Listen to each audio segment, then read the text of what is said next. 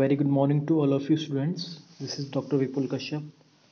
आज जो हम टॉपिक डिस्कस करेंगे वो है evaluation of efficiency of sterilization method.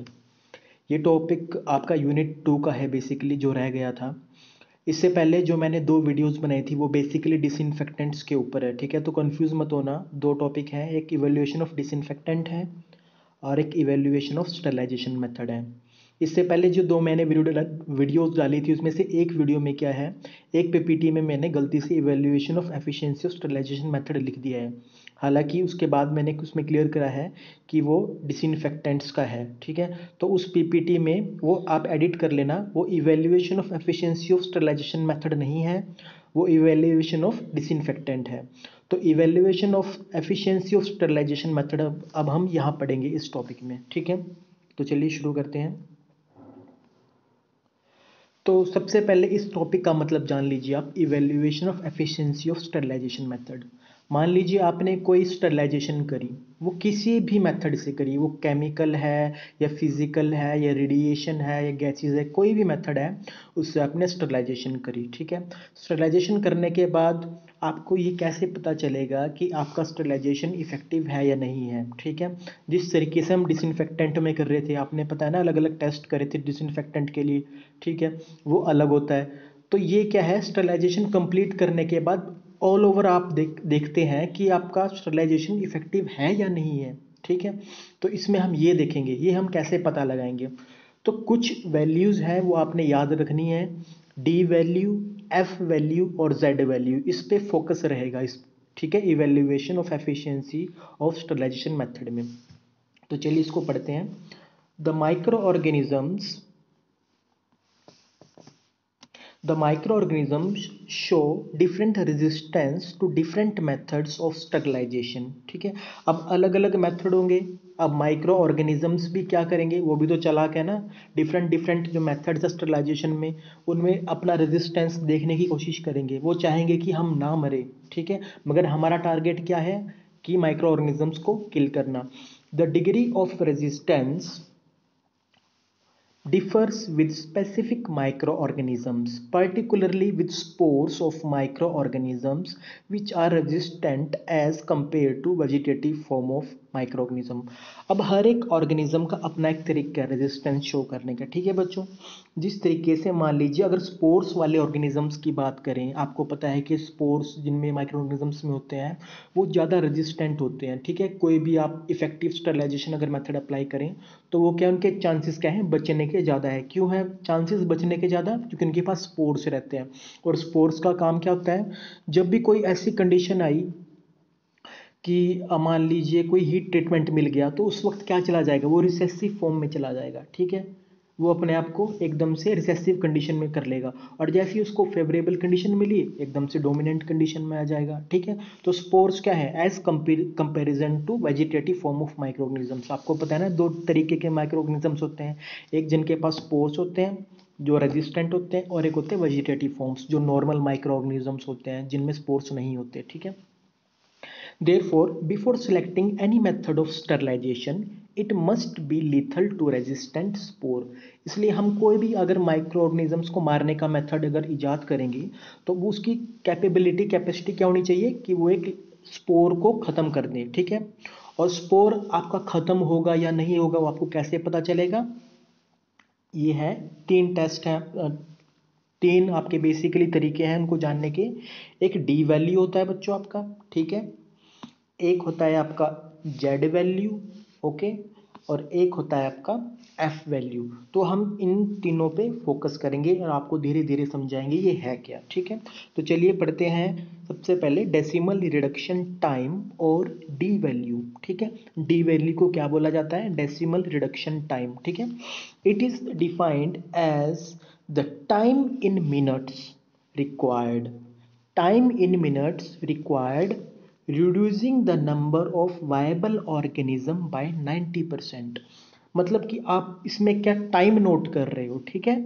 Decimal reduction time में आप टाइम नोट कर रहे हो, आपको टाइम रिक्वायर है रिड्यूस करने के लिए कितने, 90% ऑफ वायबल बैक्टीरिया, ठीक है, जो जिंदा बैक्टीरिया है। उनको रिड्यूस करने का कितना टाइम लगेगा, उनको रिड्यूस करने में कितना टाइम लगेगा, आप ये नोट कर रहे हो और इसको बोलते हैं डी वैल्यू। मैथमेटिकली इसको कैसे नोट करते हैं, k is equal to 1/t bracket में log n naught minus log capital N।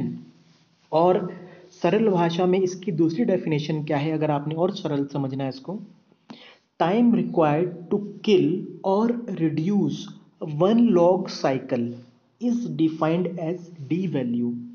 Time require, हमको कितना टाइम चाहिए किल करने के लिए, रिड्यूस करने के लिए, वन लॉग साइकिल। ठीक है, अब हम समझेंगे ग्राफ से ये वन लॉग साइकिल है क्या। ठीक है, अब आप डी वैल्यू को ग्राफ से समझेंगे। ये देखिए बच्चों, मान लीजिए आपके सामने एक ग्राफ है, ये है आपकी एक्स एक्सिस और ये है आपकी वाई एक्सिस। तो एक्स एक्सिस की अगर बात करूं तो इसमें क्या है, आपके नंबर ऑफ माइक्रो ऑर्गेनिज्म जो सरवाइव कर रहे हैं। ठीक है, और जो आपका टी है वो है टाइम इन मिनट्स। ठीक है, मान लीजिए 0, ये 30 मिनट, ये 60 मिनट, ये 90 मिनट, ये 20 मिनट।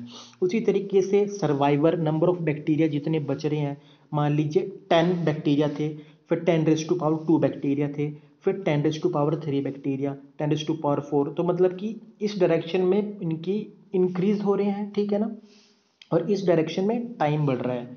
तो देखिए, अब इसको ध्यान से समझिए। जब मैं बात करता हूं 10⁸ से 10⁻⁷, तो इसका क्या मतलब हुआ कि 10⁸ बैक्टीरिया था पहले, फिर उसके बाद 10⁻⁷। मतलब क्या हुआ, 1 लॉग। इसका मतलब क्या हुआ बच्चों, 1 लॉग। उसी तरीके से 10⁻⁷ थे पहले, फिर 10⁻⁶ हो गए। इसका क्या मतलब हुआ, इसका मतलब हुआ दोबारा से 1 लॉग। मतलब हर बारी 10⁻1 जो है वो कम कम होती जा रही है, अगर इस डायरेक्शन में जाएं। ठीक है, ओके, ऊपर से नीचे। अगर यहाँ से ऊपर जाएं तो वो 1 लॉग बढ़ रही है। जिस तरह 10 है, 10⁻2 आ गया, फिर 10⁻3 आ गया, फिर 4 आ गया, मतलब इस डायरेक्शन में मल्टीप्लाई हो रहे हैं। ठीक है, तो अगर आप पहली बारी में अगर ग्राफ को देखेंगे तो आप क्या समझेंगे, ये देखिए 10⁸ यहाँ है, मैंने ये ऐसे लाइन यहाँ ऐसे मारी, देखिए ये। तो इसको देख के पहली बारी में क्या समझ आएगा, जैसे जैसे टाइम इंक्रीज हो रहा है, जैसे जैसे टाइम इंक्रीज हो रहा है, बैक्टीरियल पॉपुलेशन कम हो रही है। ठीक है, बैक्टीरियल पॉपुलेशन कम हो रही है। देखिए ग्राफ गिर रहा है ना, नीचे को जा रहा है ना, वैसे वैसे पॉपुलेशन कम हो रही है। ठीक है, तो इसका क्या मतलब हुआ बच्चों, इसका मतलब ये हुआ 10⁸ से 10⁻⁷ कितना हुआ, 1 लॉग डिक्रीज। ठीक है, इन द गिवन टाइम। मान लीजिए 1 से लेके 10 मिनट के बीच में, 1 से लेके 10 मिनट के बीच में क्या हुआ, हमारा 1 लॉग डिक्रीज हुआ। मतलब 10⁸ से बैक्टीरिया 10⁻⁷ आए। ठीक है, तो बस इसी टाइम को, जो हमारे पास ये टाइम आया ना, जो 1 से लेके 10 मिनट के बीच में, मतलब कि 10 मिनट लगे हमारे को रिड्यूस करने में 10⁸ बैक्टीरिया को 10⁻⁷ में। ठीक है, मतलब पहले 10⁸ बैक्टीरिया थे और अब कितने हो गए 10⁻⁷, कितने मिनट में, 10 मिनट में। तो बच्चों इस वैल्यू को क्या बोलते हैं हम, D value. More the D value is less, जितनी ज़्यादा आपकी डी वैल्यू कम होगी, ठीक है, मतलब जितनी कम आपकी डी वैल्यू होगी, the effective is sterilization, as sterilization will occur quickly. ठीक है बच्चों, अब मान लीजिए ये मैंने आपको बताया यहाँ से यहाँ तक का जो था वो 10 मिनट था। ठीक है, और ये था आपका डी वैल्यू 10। अगर मैं आपको ये बोलूँ कि D value is equal to 5 हो जाए अगर, तो इसका क्या मतलब है, इसका मतलब है कि उसी पॉपुलेशन को, किसको, 10⁸ बैक्टीरिया को 10⁻⁷ करने में, मतलब हम घटा रहे हैं ना, यहाँ पे स्टरलाइजेशन कर रहे हैं, हीटिंग कर रहे हैं। तो क्या हुआ, 10⁸ बैक्टीरिया को 10⁻⁷ जब 7 में हम कम करेंगे, पहले मैंने कितना दिया था, 10 मिनट दिया था, अगर मैं वही 5 मिनट में करूं तो क्या होएगा, हमको फ़ायदा होएगा ना। आपने टाइम घटा दिया, उसी रिडक्शन को कम टाइम में करेंगे तो फ़ायदा होएगा ना, तो डी वैल्यू कम करने में फ़ायदा होएगा ना। इसलिए मैंने यहाँ पे ये लिखा, more the D value is less, जितनी ज़्यादा हम डी वैल्यू को कम करेंगे, more the effective is sterilization as sterilization will occur quickly. ठीक है बच्चों, तो उसी तरीके से ये आपके पास जो था यहाँ पे k is equal to 1/t log n naught upon n, इसका मतलब क्या है यहाँ देख लीजिए।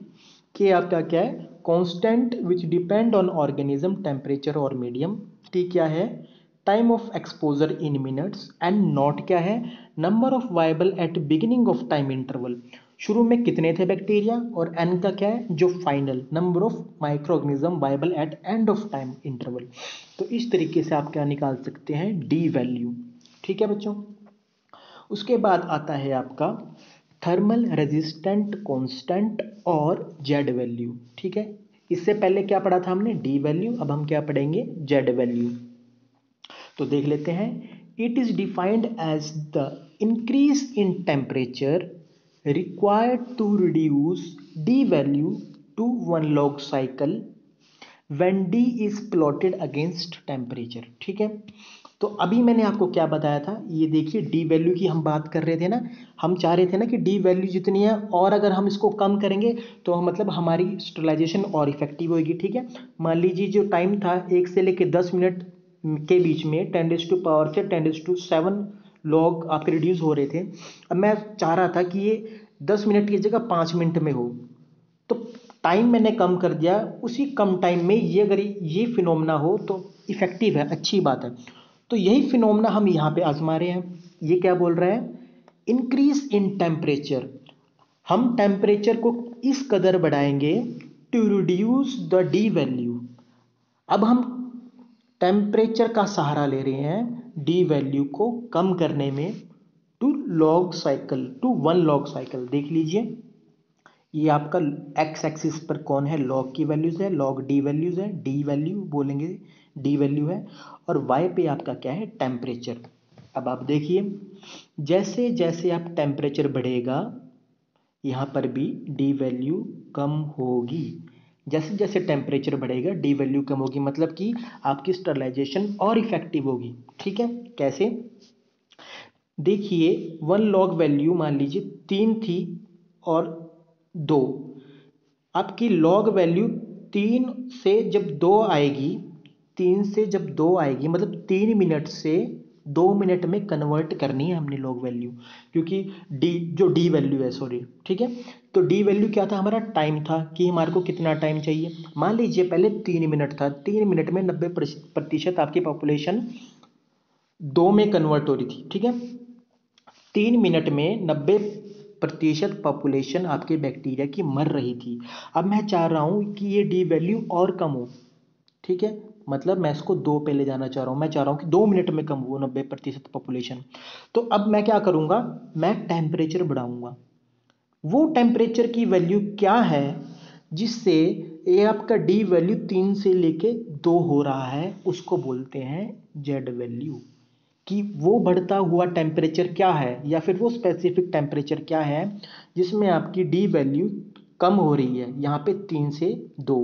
डी वैल्यू बेसिकली टाइम था आपका। ठीक है, तो देख लीजिए यहाँ पे भी आप देख सकते हैं ग्राफ में कि 110 से लेके 120 के बीच में जो मैंने टेम्परेचर लिया उसमें 1 लॉग डिफरेंस आ रहा था, मतलब टाइम था 3 से 2 मिनट हो रहा था। ये 3 से 2 मिनट का टाइम का मतलब क्या हुआ कि पहले 3 मिनट लेते थे 90% पॉपुलेशन को मारने के लिए, अब वो ही टाइम 2 मिनट है। अब 2 मिनट में 90% पॉपुलेशन मरेगी विद हेल्प ऑफ टेम्परेचर, वो भी स्पेसिफिक।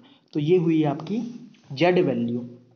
इसको रिप्रेजेंट कैसे करेंगे बच्चों, Z is equal to T2 minus T1 upon log D1 minus D2। T1 initial temperature, T2 final temperature, log D1 जो आपके डेसिमल की फर्स्ट वैल्यू है, मतलब कि जो D वैल्यू है, और लॉग 2 D2 की फाइनल वैल्यू है। ठीक है, उसके बाद आता है बच्चों आपका थर्मल डेथ टाइम और F वैल्यू। ठीक है, इसको किस तरह जानेंगे, time required to kill specific type of microorganism at a given temperature under specific condition. ठीक है, इसका मतलब क्या हुआ बच्चों कि मेरे को एक टाइम रिक्वायर, ठीक है, to kill specific type of microorganism. मान लीजिए बैसिलस एंथ्रासिस की बात करूं मैं, टाइम रिक्वायर ये देखिए टाइम मिनट्स लिखा हुआ है। Time required to kill for example bacillus anthracis at a given temperature. मान लीजिए टेम्परेचर मैंने लिख लिया कि 5 से 15 मिनट के बीच में ये बिल्कुल ख़त्म हो जाएगा, या फिर मोर स्पेसिफिकली मैं बात करूं कि 5 मिनट में। ठीक है, क्योंकि 5 से 15 तो आपका एक लैप्स आ गया ना, लंबा टाइम। मैं स्पेसिफिकली बात करूंगा कि 5 मिनट में बैसिलस एंथ्रासिस खत्म हो जाए, इसको क्या बोल लेंगे, एफ वैल्यू। और एक स्पेसिफिक कंडीशन है, कोई स्पेसिफिक कंडीशन लगा दी कि भाई मैंने ये ब्रोथ बनाया था, कोई कोई भी अगार था, उसकी ये कंडीशन थी, उसमें ये मटेरियल था, और 5 मिनट में वो बैक्टीरिया मर जाना चाहिए, तो इसको क्या बोलेंगे, थर्मल डेथ टाइम और एफ वैल्यू। ठीक है, इसमें स्पेसिफिक कंडीशन क्रिएट कर रहे हैं, गिवन टेम्परेचर और specific type of bacteria. It depend on many factors like temperature, pH, pressure. ठीक है, या फिर बैक्टीरिसाइड, मतलब आप कौन सा केमिकल यूज़ कर रहे हैं मारने के लिए बैक्टीरिया को, वो सारी चीज़ें डिपेंड करेगी। ठीक है, तो इसको क्या बोलते हैं, एफ वैल्यू। तो यही था बच्चों आपका इस जो टॉपिक है, तो आपने इसमें ये लिखना है, evaluation of efficiency of sterilization method में क्या क्या लिखेंगे। आप बताएंगे डी वैल्यू के बारे में। ठीक है, आप बताएंगे, ये ग्राफ भी जरूर बनाएंगे डी वैल्यू का। ठीक है, और उसके बाद ये जेड वैल्यू बनाएंगे, जेड वैल्यू के बारे में बताएंगे, ये ग्राफ भी बताएंगे, और उसके बाद बताएंगे एफ वैल्यू का। ठीक है, विद एग्जांपल। तो यही था आपका इस टॉपिक में। आई होप आपको समझ आया। Thank you.